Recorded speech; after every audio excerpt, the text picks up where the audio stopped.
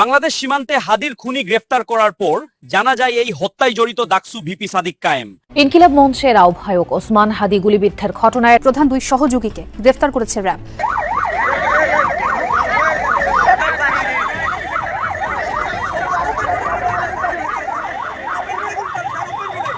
হামলাকারীদের কেউ যেন দেশ ছেড়ে পালাতে না পারে সেজন্য ব্রাহ্মণবাড়িয়া সীমান্তে সতর্কতা জারি করেছে বর্ডার গার্ড বাংলাদেশ। এদিকে উসমান হাদির গুলি করার চাঞ্চল্যকর তথ্য বেরিয়ে আসলো। অন্যদিকে আওয়ামী লীগ আগামী নির্বাচনে অংশগ্রহণ করতে পারবে এরকম একটি সুসংবাদ পাওয়া যাচ্ছে। চাঞ্চল্যকর তথ্য দেখবে ডক্টর ইউনূস সাহেব কি করতে যাচ্ছে আগামী নির্বাচনের জন্য, আওয়ামী লীগকে কি সুযোগ দিচ্ছেন? গতকালকে উসমান হাদিকে গুলি করার উদ্দেশ্য এক দিলে দুই পাখি মারা। এই যেসব অপরাধীরা ধরা পড়েছে তাদের কল লিস্টে আপনার সাদিক কায়েমের মোবাইল নাম্বার ছিল। এরকম বাড়াবাড়ি করলে কিন্তু আওয়ামী লীগ টেকবে, আওয়ামী লীগ কিন্তু আসবে, সেনা শাসনও আসবে, তখন কিন্তু তোমাদের অস্তিত্ব থাকবে না। তোমরা যারা এরকম কাজ করতেছো তোমাদের সবার নাম কিন্তু নোট হবে, সারা জীবন তোমরা ছাত্র থাকবে না, পরে কিন্তু লাইনে আসবা। হাদি কি শেষ? হাদির পরে কে? মানে যে টার্গেট কিলিং এর তালিকায় হাদি ছাড়াও এনসিপির হাসনাত আব্দুল্লাহ এবং আমার বাংলাদেশ এবি পার্টির সাধারণ সম্পাদক ব্যারিস্টার আসাদুজ্জামান ফুয়াদ সহ আরো কয়েকজন জুলাই সংগঠকের ওপর হামলার সুনির্দিষ্ট তথ্য পাওয়া। সুপ্রিয় দর্শক, নতুন একটা নিউজে আপনাকে স্বাগতম। সুপ্রিয় দর্শক মণ্ডলী, বর্তমান রাজনীতি আলোচনার প্রেক্ষাপটে বেশ কয়েকটি গুরুত্বপূর্ণ ভিডিও এবং বেশ কয়েকজন রাজনীতি ব্যক্তিত্বের সোশ্যাল মিডিয়ায় সবচেয়ে বেশি ভাইরাল হওয়া এবং সবচেয়ে আলোচিত নিউজগুলোকে নিয়ে আমরা আজকের এই ভিডিওটি সাজিয়েছি। সুপ্রিয় দর্শক, তার কিছু অংশবিশেষ আপনারা ভিডিওর শুরুতে দেখেছেন। সুপ্রিয় দর্শক, সে অংশবিশেষগুলোর বিস্তারিত আলোচনা আমরা দেখে আসি। সুপ্রিয় দর্শক, তার আগে আপনাদের প্রতি আমাদের একটা ছোট্ট রিকোয়েস্ট, যারা আমাদের চ্যানেলে কোনো নতুন চ্যানেলটি সাবস্ক্রাইব করে লাইক কবে শেয়ার করে আমাদের সাথে থাকুন। সুপ্রিয় দর্শক, অবশ্যই আপনার মূল্যবান মন্তব্য কমেন্টে জানাবেন। তাহলে কথা না বাড়ে আমরা সেই সম্পূর্ণ বিস্তারিত আলোচনা দেখে আসি। আসসালামু আলাইকুম। সারা বাংলাদেশ টানটান উত্তেজনায় আছে, টেনশনে আছে। আমি বাংলাদেশে আছি, কিছুটা শারীরিকভাবে অসুস্থ, সেই কারণে চলমান ঘটনাগুলো নিয়ে খুব বেশি নিউজ করতে পারছি না। তবে আজকের এই ঘটনাটা নিয়ে কথা না বললে আসলে না। ইনকিলাব মঞ্চের মুখপাত্র ওসমান হাদি বলিষ্ঠ কণ্ঠস্বর, প্রত্যেক রাজনৈতিক দলকে উড়াধুরা বক্তব্য দেন, যার কারণে মোটামুটি আওয়ামী লীগের তো রোশনালে আছেই, এছাড়া অন্যান্য রাজনৈতিক দলগুলোরও কিন্তু একটা বাটে পড়েছিল ওসমান হাদি। তো ওসমান হাদি গুলিবিদ্ধ হওয়ার পরেই সর্বপ্রথম যার নাম আসছিল তিনি হচ্ছেন যে মির্জা আব্বাস। তার আসন থেকে কিন্তু ওসমান হাদি নির্বাচন করছিলেন, কিন্তু মির্জা আব্বাসের নামে এখন পর্যন্ত তেমন কোনো এভিডেন্স অথবা এই ঘটনার সাথে সংশ্লিষ্টতা এটা কিন্তু পাওয়া যায়নি। তো এই ঘটনার পর বিভিন্ন সিসিটিভি ফুটেজ এবং তথ্য উপাত্ত, গোয়েন্দা তথ্য সবকিছু যাচাই বাছাই করার পর সন্দেহভাজন হিসাবে আপনার আসামি হিসাবে যাকে শনাক্ত করা হয়েছে ফয়সাল করিম মাসুদ ওরফে দাউদ খান। কে এই দাউদ খান? তার ব্যাকগ্রাউন্ড কি? কোন দল সে করত?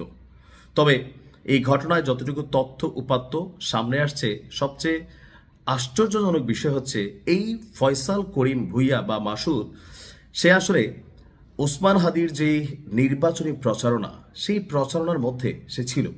দ্যাট মিনস এটা একটা সিক্রেট মিশন ছিল, সুযোগ বুঝে তাকে শেষ করে দিতে হবে।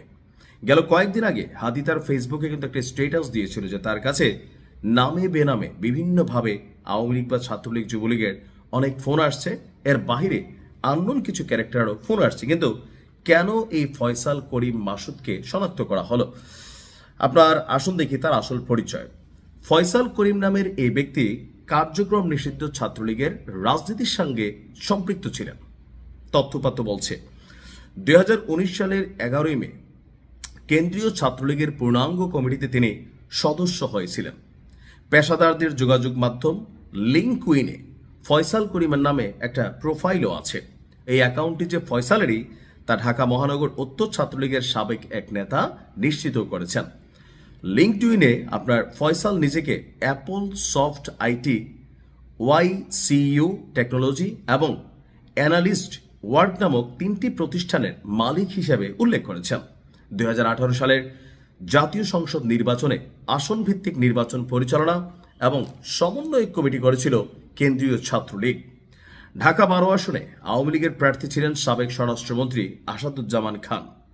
এই আসনের সমন্বয় কমিটির অন্যতম সদস্য ছিল এই ফয়সাল করিম।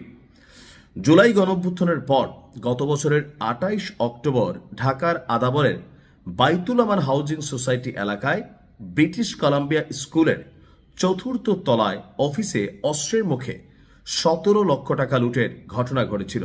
ওই মামলার প্রধান আসামি ছিলেন ফয়সল। পরে তাকে গ্রেফতার করেছিল র্যাব। এই মামলায় গত 16 ফেব্রুয়ারি হাইকোর্ট থেকে জামিনে বের হয়েছিল ফয়সাল করিম। জামিনে থাকা অবস্থায় তার বিরুদ্ধে ওসমান হাদিকে গুলি করার অভিযোগ এসেছে। এটা এখন পর্যন্ত অভিযোগ। আচ্ছা, তো বলা হচ্ছে যে লুটের ঘটনায় দুটি অস্ত্রসহ গ্রেপ্তার হওয়া আপনার এই ফয়সাল এত অল্প সময়ের মধ্যে কিভাবে জামিন পেয়েছে তা নিয়েও কিন্তু এখন প্রশ্ন উঠেছে। এরই মধ্যে ঢাকা মহানগর পুলিশ এবং এই সন্দেহভাজনের ব্যাপারে তথ্য দিতে সবাইকে অনুরোধ করেছেন। এছাড়া ওসমান হাদিকে গুলি করা ব্যক্তিকে ধরিয়ে দিতে পারলে 50 লক্ষ টাকা পুরস্কারের ঘোষণা দিয়েছেন আমাদের স্বরাষ্ট্র উপদেষ্টা, আমাদের যিনি আছেন জাহাঙ্গীর আলম চৌধুরী। তো 12ই ডিসেম্বর যে ঘটনা ঘটেছে, এই ঘটনাটা নিয়ে এখনো মিশ্র প্রতিক্রিয়া আছে। আপনার অনেকেই এক্ষেত্রে মির্জা আব্বাসকে দায়ী করার চেষ্টা করছেন, যদিও আমাদের আজকে দেখলাম রুহুল কবির রিজভী সাহেব তিনি আবার বলছেন যে এই ফয়সাল ডাকসুর ভিপি সাদিক কায়েমের সাথে নাকি এক টেবিলে চাও খাইছে, তাহলে এই দায়ভার কে নিবে? রাজনীতিতে এই পাল্টাপাল্টি অবস্থান থাকবে। তবে হাদির উপরে যে ঘটনা ঘটেছে এর মাধ্যমে আওয়ামী লীগ বেসিক্যালি দুইটা বার্তা ক্রিয়েট করার ট্রাই করেছে যে ভবিষ্যতে এই সমন্বয়কদের পরিণতি কি হবে এবং কি তারা যে প্রতিশোধ নিবে এটা স্পষ্ট।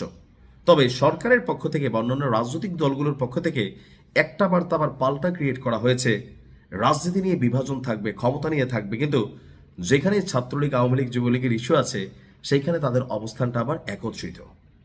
আমরাও চাই হাদিকে গুলি করা ব্যক্তি গ্রেপ্তার হোক, তার সর্বোচ্চ শাস্তি হোক, রাজনীতি থাকবে, কিন্তু প্রতিহিংসা পরায়ণ হয়ে কাউকে হত্যা করা এটা কখনোই কাম্য না। ভালো থাকুন, আসসালামু আলাইকুম। এটা আমার বাসার ছাদ, পাশে সুইমিং পুল, চমৎকার পরিবেশ, ভাবলাম এখানে একটা ভিডিও বানিয়ে ফেলি। বাংলাদেশে যে নাটক চলতেছে, নাটক দেখতে দেখতে সারা